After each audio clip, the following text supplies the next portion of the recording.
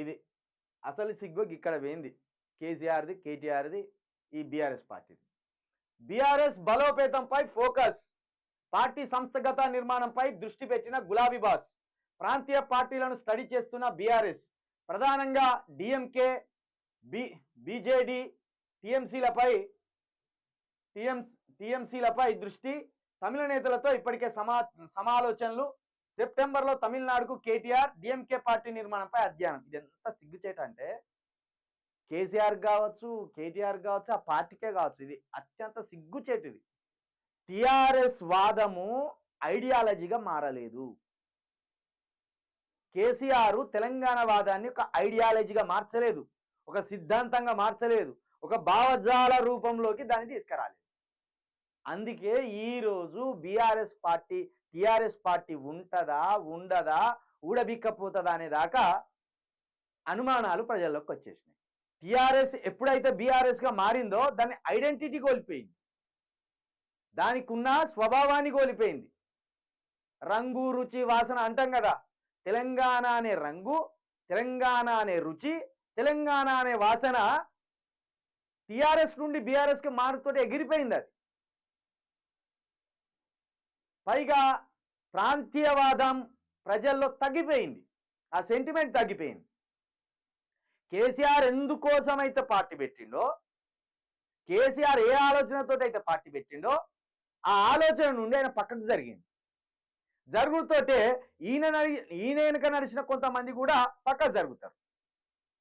వీళ్ళు ఏ జెండా అయితే ఎత్తుకున్నారో ఆ జెండానే పక్కన పెట్టినప్పుడు, ఆ జెండా ప్లేస్లోకి ఇంకో జెండా వచ్చినప్పుడు ఆటోమేటిక్గా డిస్కనెక్ట్ అవుతారు. అదే జరిగింది. ప్రాంతీయవాదం అంటే దేశం కంటే కూడా ముందు మా ప్రాంతమే మాకు ముఖ్యం అనేది ప్రాంతీయవాదం. కేసీఆర్ ఏం చేసిండు, ఇక ప్రాంతం అయిపోయింది, మనం దేశం మీద పడాలి, ఇప్పుడు నేను దేశ్కి నేత అనడంతో ప్రాంతీయవాదం కాస్త ఇది జాతీయవాదం కిందికి పోయింది. ఇది ప్రమాదం అయిపోయింది. ఇప్పుడు ప్రాంతం గురించి మాట్లాడేవాడు ఎవడు ఉన్నాడు? ఎవరు లేడిగా. అగో ఆ విషయంలో దెబ్బ పడ్డది ఈ బీఆర్ఎస్ పార్టీకి. పూర్తిగా చేయి జారినాక వీళ్ళకి అర్థమైంది, ప్రజలు మా మాట ఎందుకు ఇంతలేరు, అసలు ప్రజలు ప్రాంతీయవాదం గురించి మాట్లాడితేనే మా మీద తూ అని ఉంచేదానికి ఎందుకు వచ్చింది ప్రజలు అనే ఆలోచనలో పడ్డారు. తమిళనాడుని, కేరళని, ఈ దక్షిణాదిలో ఈ రెండు స్టేట్స్ని మనం ఆదర్శంగా తీసుకోవాలి. భావజాలం కలిగిన రాష్ట్రాలు అవి, సిద్ధాంతం కలిగిన రాష్ట్రాలు అవి, ఐడియాలజీతో నిర్మించిన పార్టీలు ఉన్న రాష్ట్రాలు అవి. ఈ పక్కనున్న ఆంధ్ర రాష్ట్రానికి ఐడియాలజీ లేదు, ఒట్టిగా గాలి పార్టీలే అవి. 3 గాలి పార్టీలే. టీడీపీ గాలి పార్టీనే, వైఎస్ఆర్సీపీ గాలి పార్టీనే, జనసేన కూడా గాలి పార్టీనే. వాటి సిద్ధాంతం ఏంటంటే చెప్పాయి, తెలుగు ప్రజల కోసం అంటాడు.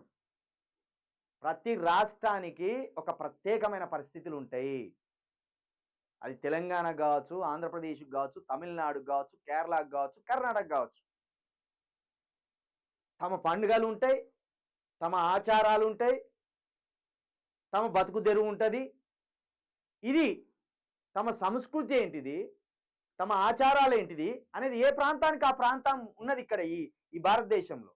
మనం ఏం చేసినాం, మన ప్రాంతీయ సంస్కృతిని నాశనం చేసుకొని వాడు బీజేపీ వాడు చెప్తున్న మాయలో పడ్డాం మనం, జాతీయవాదం మాయలో. దానివల్ల అందరూ ఒకసారి డిస్టర్బ్ అయిపోయింది. కేసీఆర్ దాన్ని కాపాడాలి, స్టాలిన్ అక్కడ కాపాడుతున్నాడు. స్టాలిన్తో పాటు ఇంకో వీసీకే పార్టీ అని కూడా ఉన్నది అక్కడ, దళిత మూమెంట్ తోటి.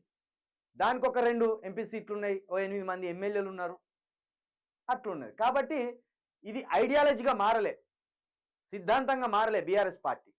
అసలు గ్రామాన దానికి పునాదులు లేవు. తుఫాన్ వస్తే కదా అంత కొట్టుకపోయినట్టు తెలంగాణ ఉద్యమం అనే ఒక తీవ్రమైన ఉద్యమం కింద గతం అందరూ వచ్చి బీఆర్ఎస్లో వచ్చారు. ఇక వానికి తెలంగాణ వాదం అంటే తెలియదు, తెలంగాణ ఎందుకు కావాలనుకున్నామో తెలియదు, తెలంగాణ ఎందుకు నిలబడాలో తెలియదు. ఇవేం తెలియనప్పుడు వాడు ఏం చెప్తాడు, అధికారం కోల్పోగానే మళ్ళీ ఇంకో పార్టీలోకి జాయిన్ అవుతాడు. ఇప్పుడు గదే జరిగింది ప్రమాదం. నేను మళ్ళీ చెప్తున్నా, కేసీఆర్ కావచ్చు, కేటీఆర్ కావచ్చు, హరీష్ రావు కావచ్చు, వాళ్ళకి కావాల్సిన అధికారం మాత్రమే. తెలంగాణ ఎటుపోయిన వాళ్ళకి సంబంధం లేదు. వాళ్ళకి ఇప్పుడే ఎందుకు గుర్తుకొచ్చింది పార్టీ నిర్మాణం మీద ఇప్పుడే ఎందుకు దృష్టి పెట్టిందంటే వాళ్ళకు వాళ్ళ ఉనికికే ప్రమాదం వచ్చింది. ఇప్పుడు కేసీఆర్ అనే ఉనికికే ప్రమాదం వచ్చింది, బీఆర్ఎస్ పార్టీ ఉనికికే ప్రమాదం వచ్చింది. కాబట్టి ఇప్పుడు డిఎంకే బీజేడీ అనే ప్రాంతీయ పార్టీల ఎట్లా నిలబడ్డాయి, అవి ఎట్లా స్థిరంగా ఉన్నాయి అని పోయి తెలుసుకునే కాడికి వచ్చిందంటే ఎంత సిగ్గుచేటు. 2 సార్లు అధికారంలో ఉంటావు, 24 సంవత్సరాల పార్టీ అది. నీ పార్టీకి ఇప్పటికీ ఒక నిర్మాణం లేదంటే, నీ పార్టీకి ఇప్పటికీ ఒక సిద్ధాంతం లేదంటే ఎంత సిగ్గుచేటు. ఇప్పటికైనా మీరు తల వంచుకొని బీఆర్ఎస్ను కాస్త టీఆర్ఎస్గా చేస్తే ఓ 100 ఏళ్ళ జీవితం ఉంటుంది ఆ పార్టీకి. లేకపోతే మీరు గిట్లనే జాతీయవాదం మాయలో పడితే ఖచ్చితంగా మిమ్మలను ఈ ప్రజలు నమ్మరు. ఎందుకంటే కేసీఆర్ చేయవలసింది ఏం చేయనుండే తెలుసా? నిజంగా దేశాన్ని ఏలాలనే ఆలోచన ఆయనకుంటే ఇటు తమిళనాడు, అటు కేరళ, కర్ణాటక, ఇటు మన పక్కనున్న ఆంధ్రప్రదేశ్, ఈ రాష్ట్రాలను పోగెత్తి అయిపోయేది. ఈ రాష్ట్రాలను పోగెత్తి ఈ రాష్ట్రాల్లోనే మనకు 150, 180 సీట్లు ఉన్నాయి. వీళ్ళంతా ఒకటైతే నార్త్ను కొట్టడం ఈజీ కదా. ఇప్పుడు జరుగుతున్న గొడవ అంతా నార్త్ వర్సెస్ సౌత్ జరుగుతుంది. మనం ఏం చేసినాం? మనం కూడా హిందుత్వం ఎత్తుకున్నాం.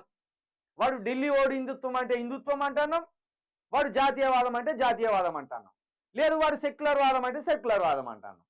ఈ పిచ్చిలో పడ్డాం. కాబట్టి కేసీఆర్ చాలా అత్యంత సిగ్గుచేటు. 10 సంవత్సరాల అధికారంలో ఉన్న నీకు సిద్ధాంతం లేదంటే, ఓ ఆలోచన లేదంటే, ఒక ఐడియాలజీ లేదంటే పోయి ఇతర పార్టీలను పరిశీలిస్తున్నామంటే మీకు మీరు సిగ్గుపడవలసిన అంశం ఇది. ఇంకా అంతకంటే దరిద్రం ఏం లేదు. ప్రమాదం ఎక్కడికి వచ్చింది తెలుసా? ప్రాంతీయవాదం అంటే ఒక పరిశ్రమ ఇక్కడ పెడితే మన రేషియో ఎంత, అవతలోడి రేషియో ఎంత. ఒక పరిశ్రమ పెడితే 1000 ఉద్యోగాలు వస్తున్నాయంటే ఒక 800 ఉద్యోగాలు మన ప్రాంతం వాళ్ళకి దక్కాలి. అది ప్రాంతీయవాదం. ఓ 200 ఉద్యోగాలు దేశంలో ఎవడొచ్చి పని చేసినా పని అవసరం లేదు. ఆఖరికి ఊర్లకు వరి కోసేటోళ్ళు కూడా బీహార్ వాళ్ళు వస్తాను, వరి కోసేటోళ్ళు కూడా ఉత్తరప్రదేశ్ వాళ్ళు వస్తాను.